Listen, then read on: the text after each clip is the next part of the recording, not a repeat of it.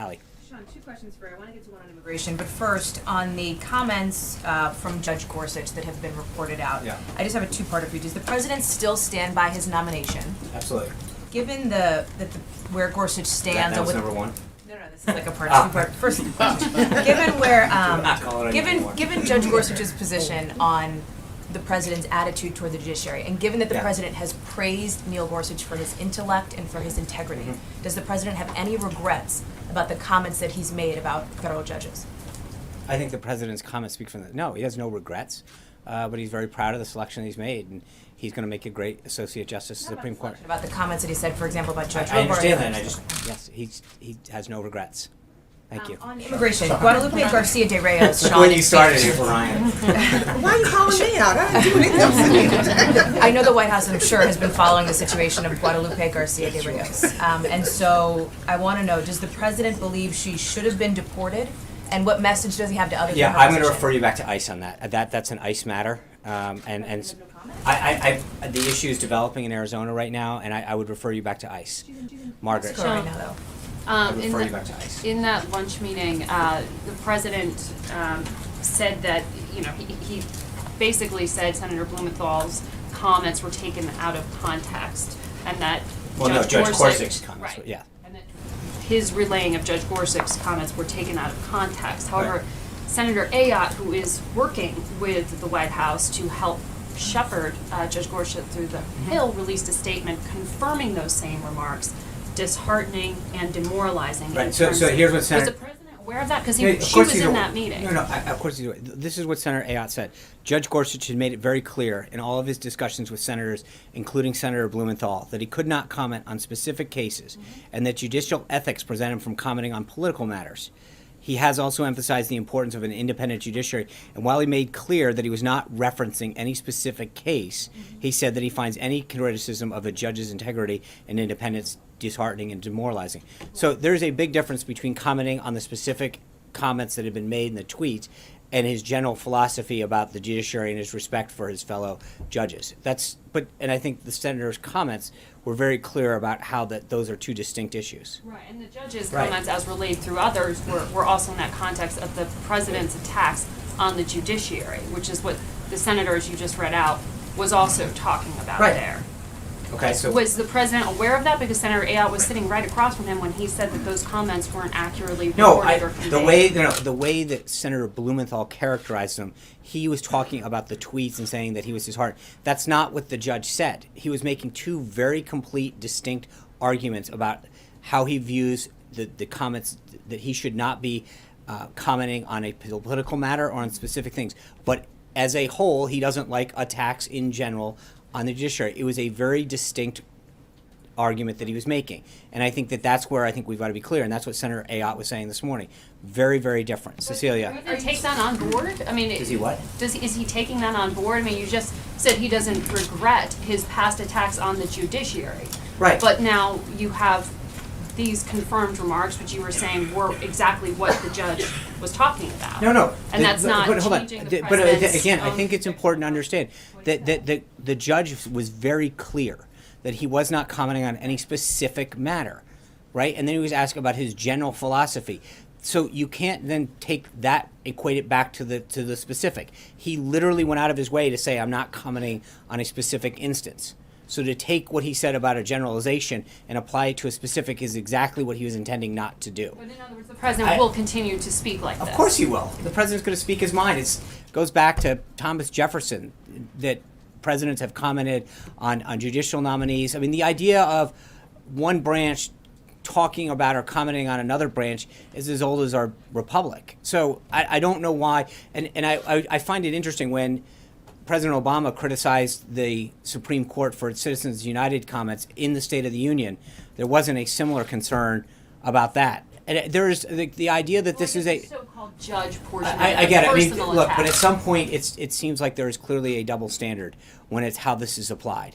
When President Obama did it, there was no concern from this briefing room. When he does it, it's a ton of outrage. So I just, with all due respect, I think the president's made very clear that he was concerned about how that executive order in particular, which is what we're talking about, was applied. And I think we've addressed it from this briefing room over and over and over again, that the U.S. Code gives the president very clear authority to make this happen. Cecilia. But I want to make sure I understand what you're saying. Are you saying that demoralizing and disheartening was not specifically about the president's comments and what he said? And if so, how does the president know that? Has he spoken to the No, judge? I think the judge literally made it very clear in his comments. Senators have come out and said that they corroborate I his understand statement that. and- Senator Ayotte, who was there, made it very clear that he was commenting in general about attacks on the judiciary. That was it, plain and simple. Three other senators I said understand and that, the Cecilia. spokesperson. I can tell you, with Senator Ayotte, who has been with him on every single thing, was very clear about that. There's no, so I understand that, and that is, she has made it very clear over and over again. Yeah. Sean, you're Stealing me the or, question. yeah, Sean, your answer about the context Yeah. doesn't make sense when you think about what Senator Ben Sass said today and this morning on TV. He said that he asked Judge Gorsuch specifically about the president's so-called judge tweet, and in response, Phil, this is like the fourth judge- time I've asked an answer. No, but Like, this is a different context, Sean. I understand that, Phil. I've It's asked directly about the I president. understand that, and I've said exactly what Senator Ayotte said about it. I don't know how many times you can ask. Yeah, It was only about I understand it. Thank you. Yeah. Sean, I'm going to continue on this line despite what's happening there. Why isn't the White House, why isn't the president concerned about the influence or the appearance of the influence on the independent judiciary?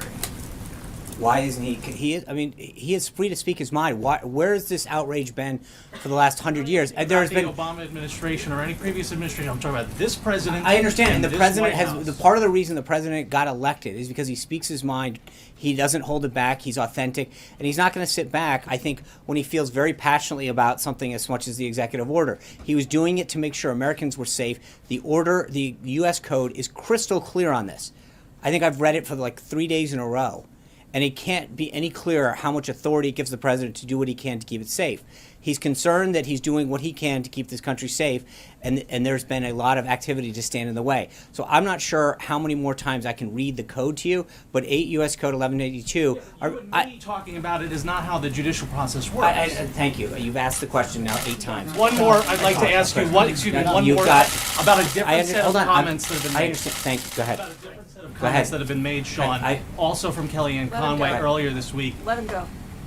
Earlier from this week, you said this is in context of the Nordstrom and not about what she was counseled about, Yeah.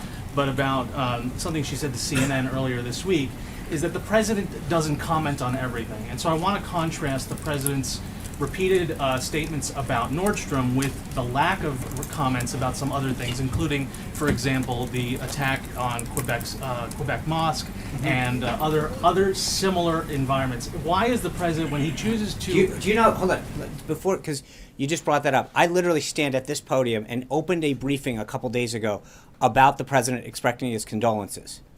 I literally opened the briefing about it. So for you to sit there and say, I know, so why are you asking why he didn't do it when I literally stood here and did it? President's statement. I don't understand what you're asking. Kellyanne's comment were about that the president doesn't have time to tweet about everything. Right. He's tweeting about this. Right. He's not tweeting about something else. I came out here and actually spoke about it and said the president spoke. The president's time. What are you, you're equating me addressing the nation here in a tweet? I mean, that's the silliest thing I've ever heard. Okay, About an attack this is on silly. Nordstrom, Okay, next. Attack on Okay, people. okay. And you're equating Thank the you. You've asked language your here. question. Thank you. Does that not diminish the Thank you. language that you're using? Go ahead. Thank you, Phil. One of the criticisms leveled at President Trump's predecessor, President Obama, by Republicans was his excessive use of executive orders. The president signed 3 more executive orders today.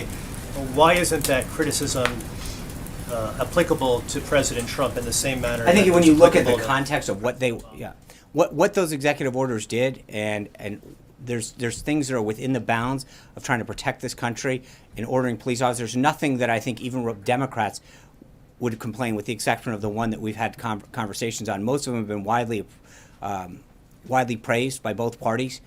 To keep this country safe, to get jobs creation back. Most of them have been widely applauded. I think the difference with what President Obama did was stretch the executive order to take actions that had largely been within the realm of Congress, and to do things that didn't allow for prior input.